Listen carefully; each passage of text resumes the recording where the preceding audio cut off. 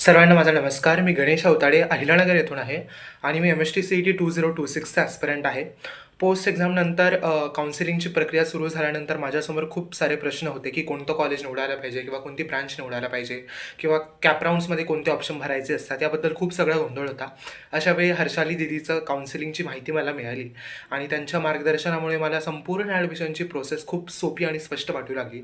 आणि मला सर्वात जास्त आवडलेली गोष्ट म्हणजे त्यांनी माझा प्रत्येक प्रश्न संयमाने ऐकून घेतला आणि माझ्या प्रेडिक्टेड पर्सेंटाईल कॅटेगरी आणि करिअर गोल्सनुसार मला कॉलेज निवडताना हेल्प करतायत. Cap rounds, preference list, documentation, ॲडमिशनची प्रोसेस अशा अनेक छोट्या छोट्या गोष्टी मला अगदी सोप्या भाषेत समजून सांगितल्या. त्यामुळे चुकीचे निर्णय घेण्याची भीती खूप कमी झाली आणि माझ्या मते MST CET किंवा JEE नंतर कॉलेज निवडताना योग्य मार्गदर्शन हे खूप जास्त इम्पॉर्टंट आहे. त्यामुळे हर्षाली दीदीची ही काउन्सिलिंग विद्यार्थ्यांसाठी नक्कीच दरवर्षी उपयुक्त ठरते, असा माझ्या सिनियर्सचाही अनुभव आहे आणि माझाही तोच अनुभव होत आहे. आणि माझ्या पॅरेंट्सच्या आणि माझ्या शंका कुशंका हर्षाली दीदीने अतिशय सोप्या भाषेत दूर केल्या आणि we are really happy from this counselling. तर मीही तुम्हाला असं सजेस्ट करेल की तुम्हीही नक्की ही काउन्सिलिंग जॉईन करा. Thank you so much Harshali didi for the guidance.